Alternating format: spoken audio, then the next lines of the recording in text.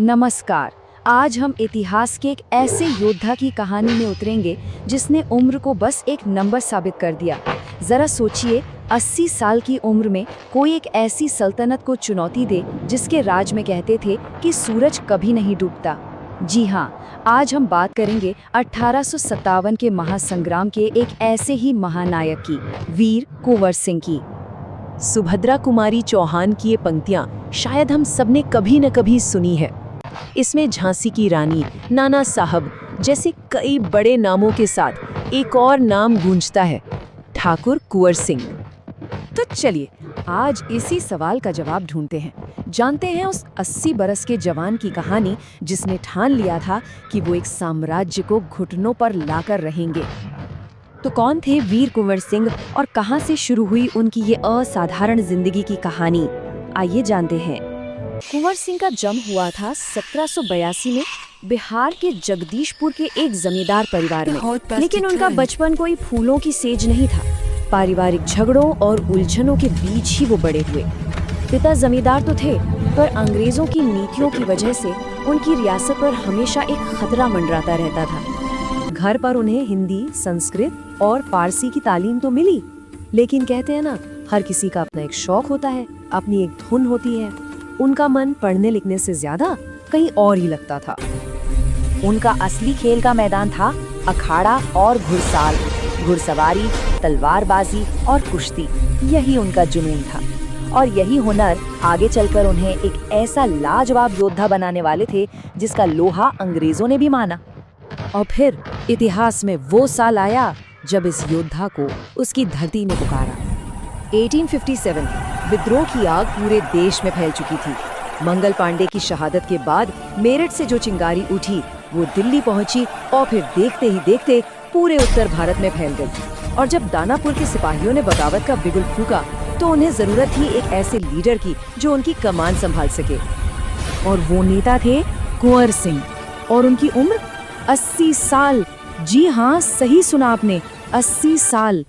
वो उम्र जब शरीर जवाब देने लगता है, जब लोग आराम की जिंदगी चाहते हैं। उस उम्र में उन्होंने एक साम्राज्य से सीधी टक्कर लेने का फैसला कर लिया था। कहते हैं कि बसुरिया बाबा नाम के एक संत ने उनके अंदर देशभक्ति की वो लौ जलाई थी। ऊपर से अंग्रेजों की जुल्मी नीतियां, जिनकी वजह से उनकी जमींदारी भी छिनने वाली थी। इन सब ने मिलकर उस 80 साल के शेर को जगा दिया। और यहीं से शुरू होती है उनकी वो अविश्वसनीय विजय यात्रा जो आज भी हमें हैरान कर देती है। दानापुर के बागी सैनिकों ने जैसे ही उन्हें अपना नेता चुना, उनके नेतृत्व में सिर्फ 2 दिन के अंदर सेना ने आरा पर जीत का झंडा फहरा दिया। ये क्रांति की एक बहुत बहुत बड़ी जीत थी। आरा की जीत तो शानदार थी, लेकिन 13 अगस्त को उन्हें अपना घर, अपना किला जगदीशपुर खोना पड़ा। इसकी वजह थी सैनिकों में अनुशासन की थोड़ी कमी और कुछ स्थानीय जमींदारों का अंग्रेजों से जा मिलना। पर क्या इससे उनका हौसला टूट गया? बिल्कुल भी नहीं। हार मानने के बजाय उन्होंने इस लड़ाई का कैनवस और भी बड़ा कर दिया। वो जगदीशपुर से निकले और सासाराम, रीवा, कालपी, कानपुर और लखनऊ होते हुए आजमगढ़ तक पहुंच गए। वो जहां जहां गए आजादी की इस आग को और भड़काते चले गए। कुंवर सिंह की सबसे बड़ी ताकत थी उनकी लड़ने की शैली, छापामार युद्ध। उनकी रणनीति इतनी कमाल की होती थी कि ब्रिटिश कमांडर बस सिर पकड़ कर रह जाते थे। दुश्मन को पता ही नहीं चलता था कि हमला कब कहां से हो गया।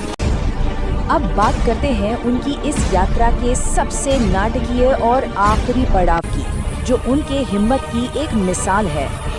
आजमगढ़ में अंग्रेजों को एक और हार देने के बाद कुंवर सिंह अपनी सेना के साथ वापस जगदीशपुर लौट रहे थे।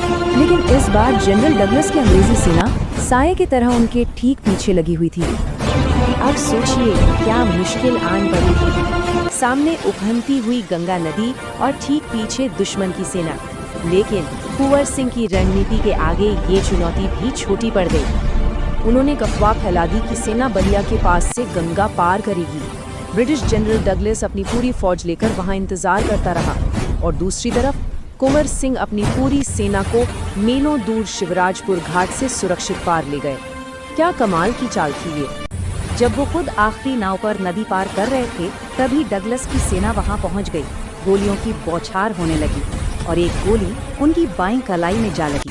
उन्हें पता था कि इस जहर को अगर फैलने दिया तो जान चली जाएगी। उसी पल बिना एक क्षण सोचे उन्होंने अपनी तलवार निकाली और अपना बायां हाथ काटकर गंगा मैया को अर्पित कर दिया।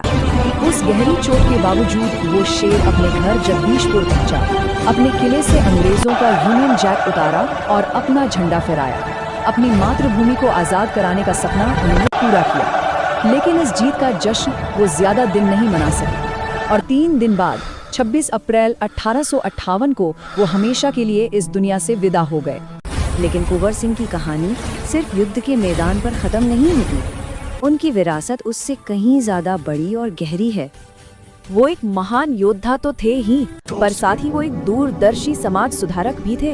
उन्होंने अपने लोगों के लिए स्कूल बनवाने को जमीन दी, सड़कें बनवाईं, तालाब खुदवाएं और उनकी सेना में इब्राहिम खां और किफायत हुसैन जैसे लोग ऊंचे पदों पर थे, जो ये दिखाता है कि वो मजहब से ऊपर उठकर इंसानियत और काबिलियत की कद्र करते थे।